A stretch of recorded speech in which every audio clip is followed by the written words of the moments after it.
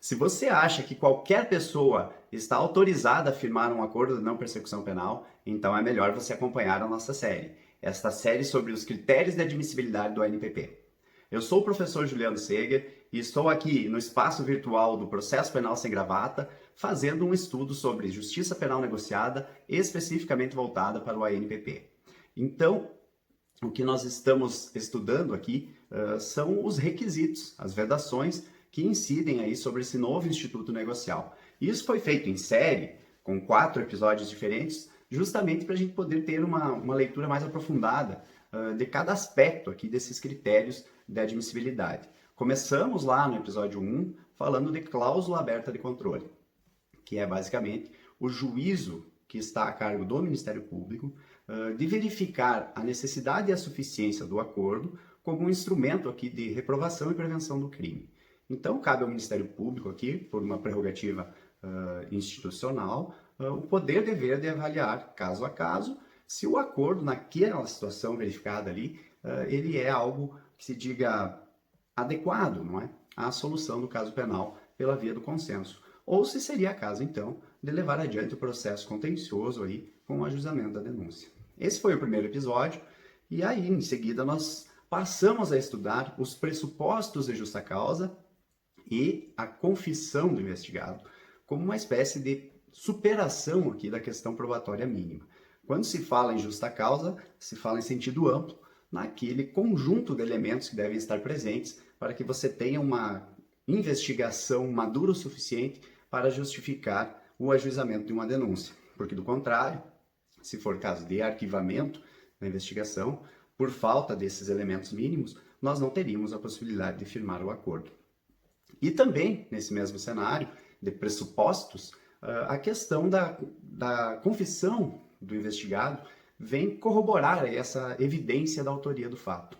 E também por uma questão muito simples de se evitar virtual assinatura de um acordo aqui com uma pessoa inocente. Então, se exige que o investigado confesse a prática da infração penal para então se avaliar a coerência e a veracidade dela.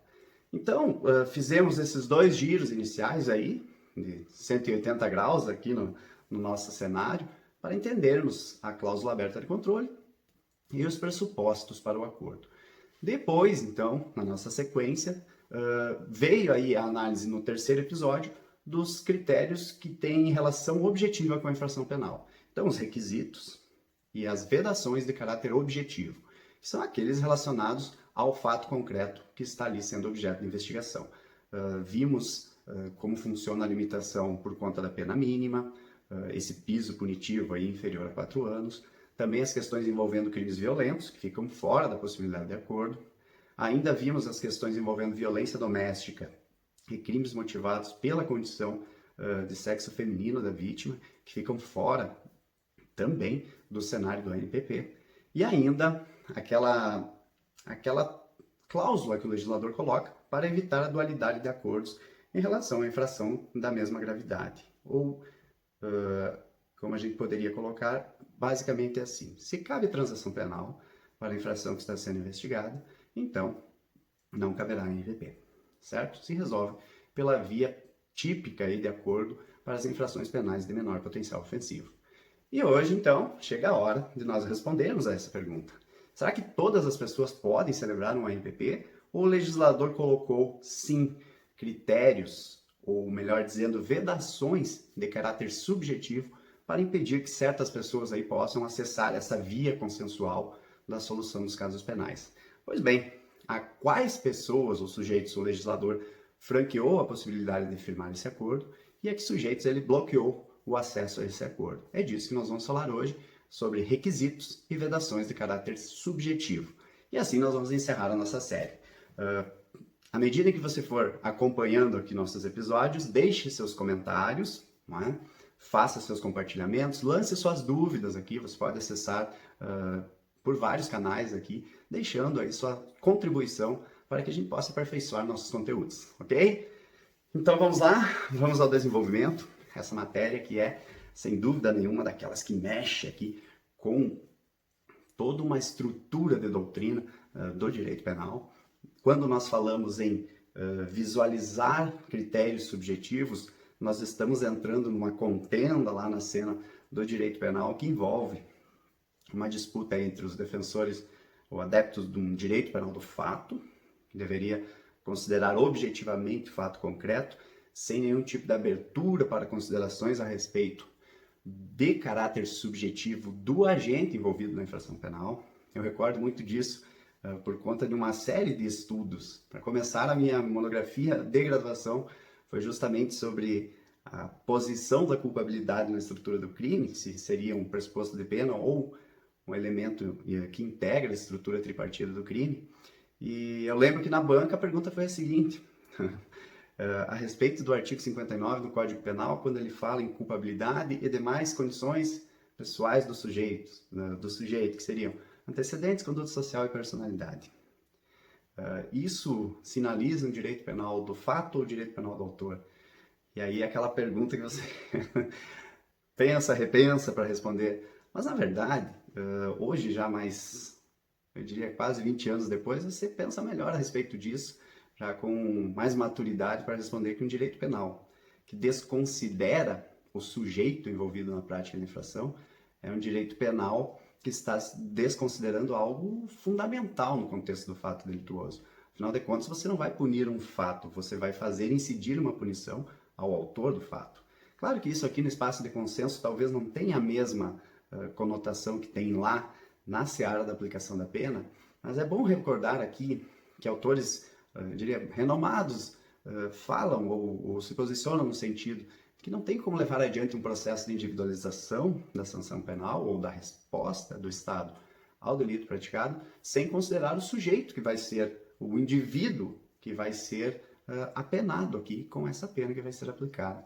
Então, eu diria que não há nenhum tipo de inconstitucionalidade aqui no que o legislador fez, focando a figura do investigado e definindo que em certas situações, dependendo das condições pessoais, ele poderá receber, sim, esse caminho alternativo aqui do consenso, do acordo, ou não.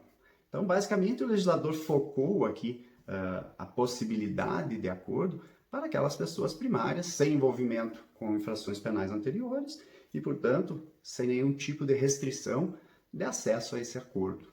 Agora, quando ele coloca as suas vedações, ele passa aí a deixar algum tipo de restrição mesmo. Aquelas pessoas que, primeiro, ostentam a condição de reincidente, segundo, tem aí algum envolvimento com conduta habitual, reiterada ou profissional, né? E ainda pessoas que já tenham firmado acordos penais anteriormente. Então, basicamente, nós vamos discutir aqui essas três categorias, né? E vamos começar então pela reincidência. O sujeito reincidente é aquele sujeito que teve uma condenação anterior pela prática de uma infração penal. E aqui a gente vai entender essa infração penal anterior como um crime e retirando aqui as exceções que o próprio Código Penal coloca. Crimes militares próprios não vão ensejar reincidência, crimes políticos também não. Por uma lacuna aqui legal, a contravenção anterior também não enseja reincidência. E por construção jurisprudencial aí do STJ, nós temos que os crimes de posse de droga para consumo pessoal, previstos lá no artigo 28 da Lei 11.343, de 2006, que é a Lei de Drogas, essas infrações aí, por terem sofrido aquela chamada despenalização, elas não seriam mais, elas seriam menos relevantes até do que as contravenções, porque para a contravenção existe a possibilidade de prisão simples. Então, o entendimento jurisprudencial é que essa infração de posse de drogas para consumo pessoal não levaria à reincidência. Então, só para nos atualizarmos aqui, nós vamos ter, então, uma condenação anterior pela prática de crime, então, com essas ressalvas colocadas. E é importante também destacar que a reincidência acontece e se caracteriza, melhor dizendo, quando você tem essa infração anterior e a condenação, e depois uma nova infração. Pois bem, existe um período aqui chamado período depurador, que é estabelecido em 5 anos pelo Código Penal, em que o sujeito pode, eu diria, deixar de ser considerado reincidente. Então, se desde o cumprimento da pena ou da extinção dessa pena anterior até a nova infração tiver transcorrido mais de 5 anos, o sujeito vai ser considerado, então, não reincidente. Alguns usam a expressão tecnicamente primário, mas na verdade ele não é mais rotulado aí pela pecha da reincidência. E então ele poderia sim ser beneficiado com um acordo de não persecução penal. Mas vamos lá. Essa reincidência, o que o legislador exige a respeito dela? Não é? Veja que o legislador só coloca se o investigado é reincidente, então ele não deixa ali esclarecido se essa reincidência deve ser daquela específica, ou seja, a prática de duas infrações da mesma espécie, ou se ela deve ser uma reincidência em crime doloso ou culposo. Ele não faz esse tipo de distinção. E é por isso que se entende, numa interpretação literal, que qualquer reincidência vedaria, então, a celebração do acordo de não persecução. Mas vamos lá, vamos fazer um raciocínio aqui para repensar um pouco isso. Em institutos similares aqui, eu diria que tendem a evitar a carcerização, nós temos a substituição da pena privativa de liberdade por penas restritivas de direito como um grande instituto colocado lá no Código Penal para que você tenha a possibilidade de lançar uma medida alternativa à prisão no lugar da pena privativa de liberdade. E com isso evitar que o sujeito seja encarcerado. Pois bem, nesse instituto da substituição de pena, nós vamos ter lá uma restrição quanto a reincidentes. Mas aí é uma reincidência em crime doloso, o que significa que se um dos crimes for culposo aí, nessa cena você já não tem essa fórmula, reincidência em crime doloso. Outra coisa importante é que mesmo em reincidências que se operem em crimes dolosos, o Código ainda deixa uma abertura para um juízo de adequação aqui, suficiência dessa medida substitutiva nos casos em que a reincidência não ocorra pela prática do mesmo crime. Ou seja, se for reincidência específica, não tem a abertura aqui para a possibilidade de substituição de pena. Mas se houver uma reincidência genérica, mesmo em crimes dolosos, você pode sim trocar a pena privativa de liberdade por uma pena restritiva de direitos ou multa, ou duas penas restritivas de direito, no caso de condenação superior a 1 ano, ou ainda só uma restritiva de direitos, ou só a multa, se ela não ultrapassar esse patamar de 1 ano. Pois bem, por que fica esse resgate aqui? Porque essa discussão sobre a reincidência, certamente ela vai ser retomada aqui, justamente porque o legislador não foi bem específico ali, ele deu uma leitura abrangente de reincidência, que pela interpretação literal, já dita, ela vai alcançar qualquer tipo de reincidência. Mas aí a gente pode repensar essas situações por conta de um permissivo que se dá aqui ao ANPP em crimes culposos. E aí veja bem, se cabe a ANPP em crimes culposos, mesmo com resultado violento, porque na verdade a conduta praticada não tem uma maior reprovabilidade, por que não cogitar a possibilidade de aplicação do Instituto para reincidentes, não é, em crimes culposos, já que não se tem essa carga de reprovação tão forte? Bem, são questões em torno da reincidência que tendem aí a ser amadurecidas, mas vamos retomar a interpretação literal. Se o sujeito for reincidente, não vai celebrar o acordo de não persecução penal, por expressa vedação do legislador, certo? Então vamos aí à segunda vedação que vem no parágrafo 2º do artigo 28A. Lá vem uma vedação para investigados que tenham envolvimento em conduta habitual, ou seja, uma conduta costumeira, como se fosse um modo de vida do sujeito aqui. Ou ainda uma conduta criminosa aqui reiterada, ou seja, ele repete aqui, infrações penais. E nesses dois casos é importante destacar que essas infrações devem ser aquelas infrações da mesma espécie. Então não é, por exemplo, a prática de um furto e a prática de um porte de arma que vai trazer essa ideia de uma habitualidade ou de uma reiteração delituosa.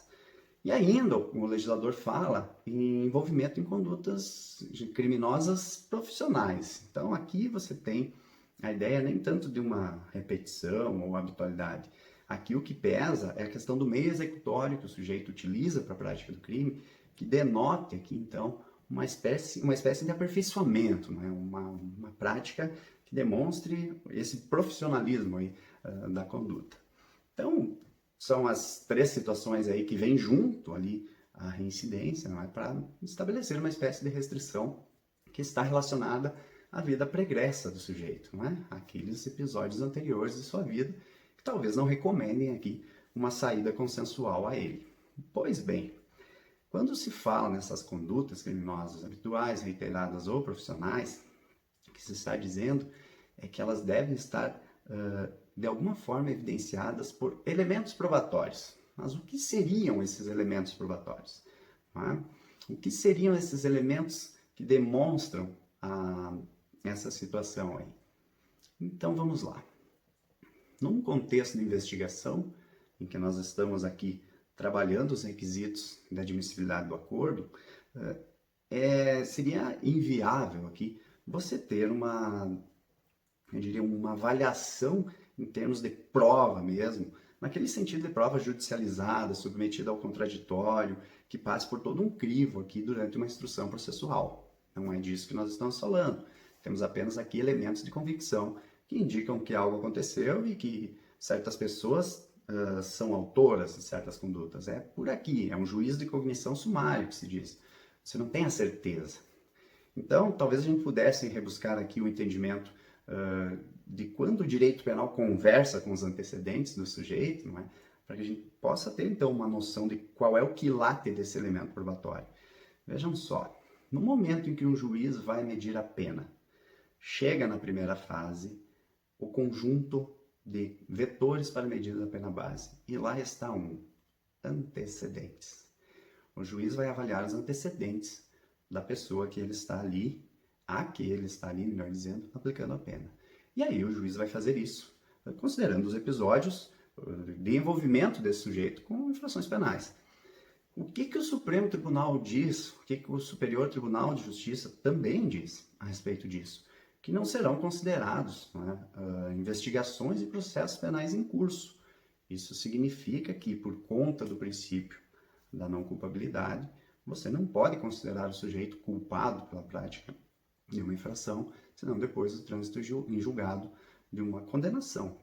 Pois bem, o que o juiz não pode fazer, então, no contexto da dosimetria, é considerar um caso não julgado como antecedente. E aqui, obviamente, guardando as adaptações de contexto, a gente não pode esquecer dessa interpretação constitucional que o Supremo faz em série de repercussão geral, portanto, com uma eficácia extensiva a todos os casos. E também uma súmula muito antiga já do Superior Tribunal de Justiça que firma esse mesmo entendimento. Mas vamos lá retomar, então, o entendimento sobre o que sejam elementos probatórios para demonstrar essa conduta habitual, reiterada ou profissional.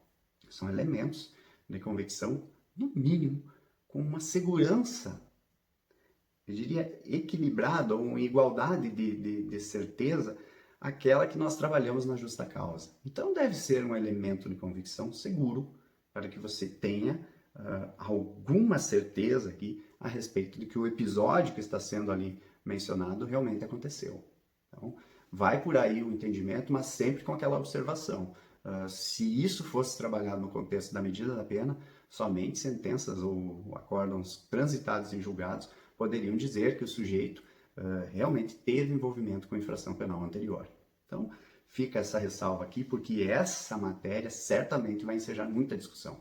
Imagine só a negativa de um acordo por conta de elementos probatórios que indiquem a habitualidade delitiva.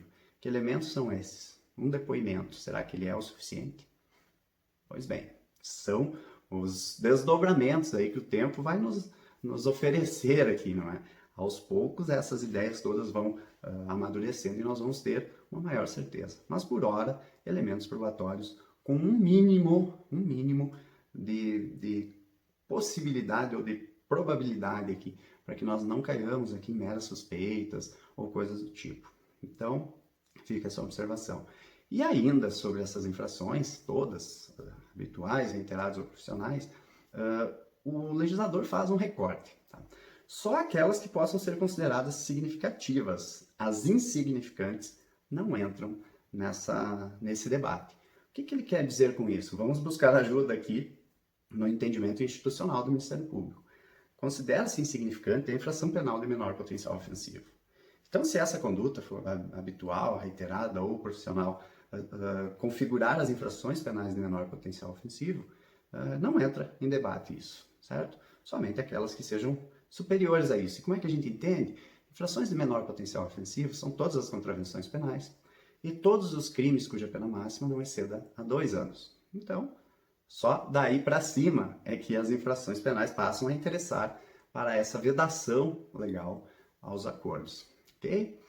E aí, com isso, nós podemos avançar, então, para o terceiro dos critérios aqui que o legislador coloca como restrição. E aí ele fala em acordos anteriores de transação penal, o próprio acordo de não persecução penal e suspensão condicional do processo. Anteriores até que ponto?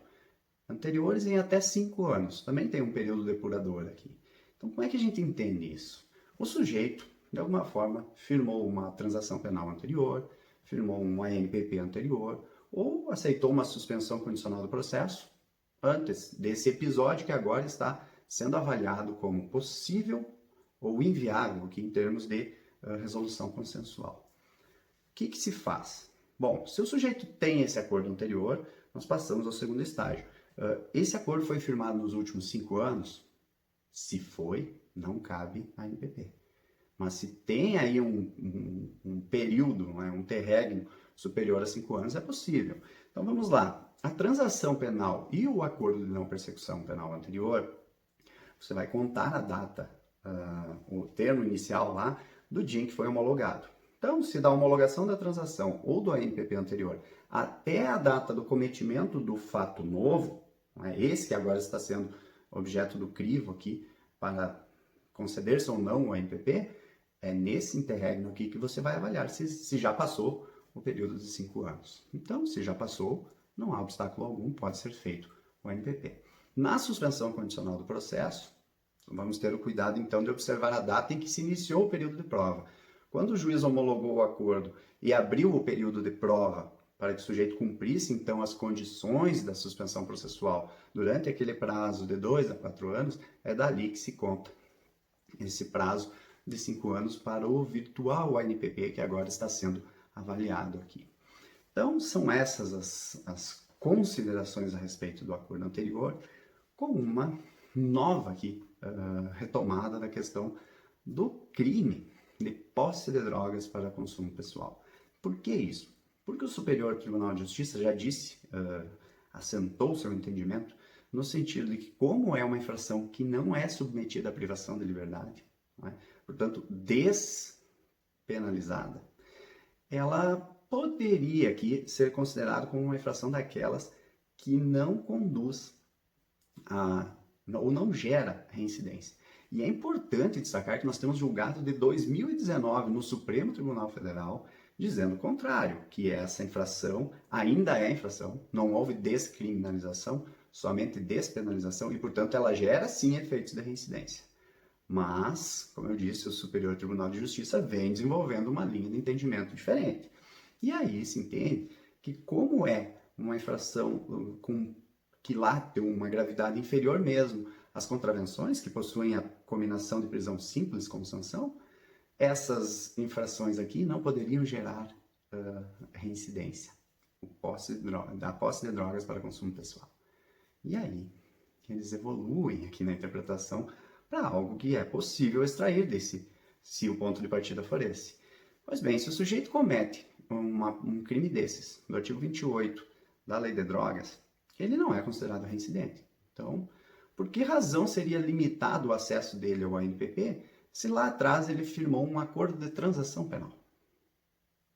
Então, se essa infração não poderia ser considerada no contexto maior a título de reincidência, por que poderia ser considerada num contexto de não incidência do acordo de não persecução?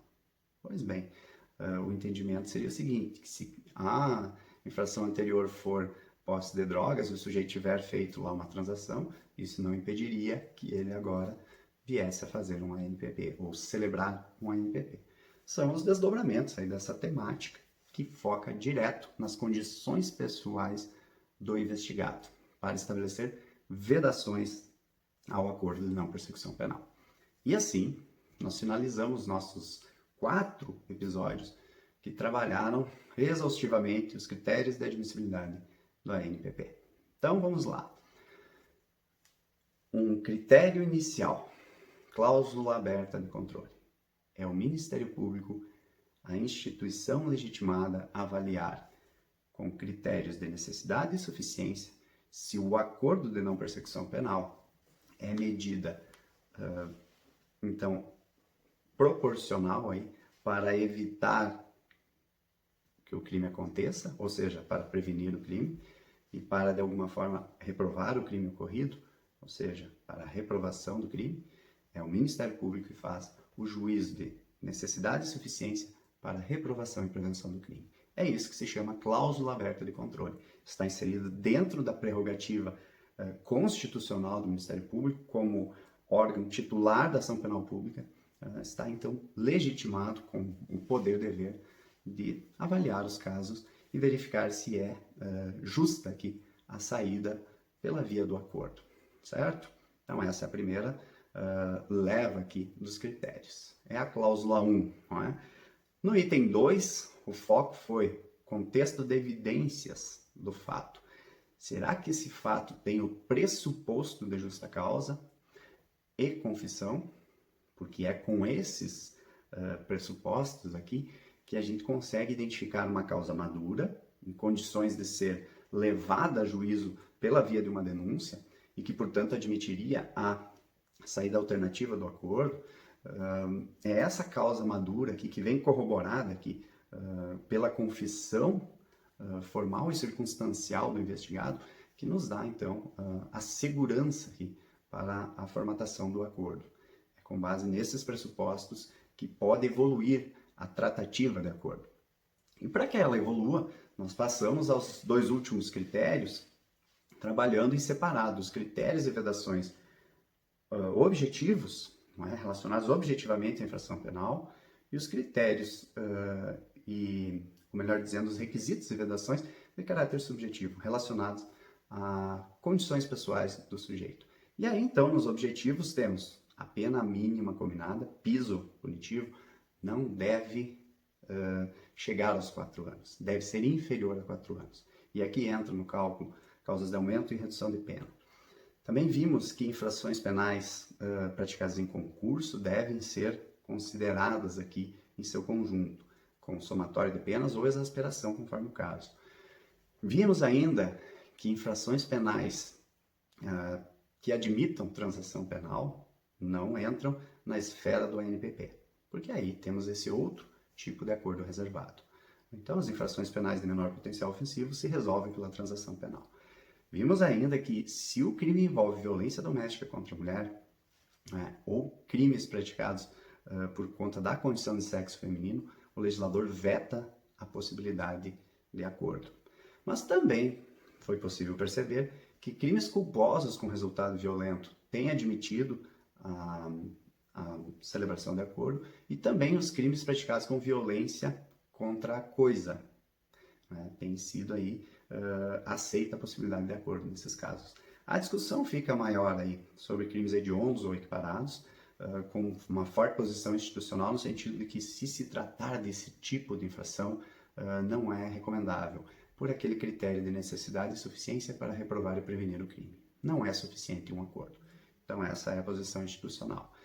E aí chegamos no nosso resumo agora ao último ponto, justamente trabalhando agora essas condições pessoais do investigado. Se for reincidente, não vai receber a proposta de acordo. O legislador impede isso. Mas com interpretações aqui, nós podemos destacar que crimes militares próprios e políticos não geram reincidência, também as contravenções penais, e ainda essa leitura jurisprudencial de que a infração de posse de drogas para consumo não geraria reincidência. Cuidado, que isso é a interpretação do Superior Tribunal de Justiça. No Supremo Tribunal Federal, aí já se tem uma leitura de que gera sim reincidência, porque houve despenalização, mas não a descriminalização. Voltando aqui à reincidência, não há nenhum tipo de exigência que ela seja específica, tampouco que ela seja em crimes dolosos. Mas, no comparativo com a substituição de pena, a gente pode construir raciocínios aqui sobre a possibilidade de acordo para reincidentes em crimes culposos, para reincidentes não específicos ou genéricos, mas isso tudo é questão de interpretação não literal. A literalidade do dispositivo diz que reincidentes não vão firmar acordo de não persecução. E também diz que quem tiver um conjunto de elementos probatórios que indiquem tratar-se de conduta habitual, reiterada e profissional, não vai ser submetido, não vai ter a possibilidade, melhor dizendo, de firmar um acordo. Então, obviamente, isso demanda toda uma avaliação do caso concreto, mas nesse caso também não cabe o NPP. E por fim, a questão dos acordos anteriores: se o sujeito firmou uma transação penal, um acordo de não persecução penal, e desde a data da homologação desses acordos não transcorreu o prazo de 5 anos, ele não pode firmar novo acordo de não persecução penal. Também, na hipótese de uma anterior suspensão condicional do processo, se da abertura do processo, do período de prova da suspensão condicional não transcorreu ainda o período de 5 anos, está vedado o ANPP. Então, essa infração que está sendo aqui avaliada para ser ou não objeto da ANPP deve ter ocorrido após os 5 anos desse período depurador que o legislador estabelece. E assim, finalizamos a nossa releitura aqui de todos os critérios da admissibilidade do ANPP.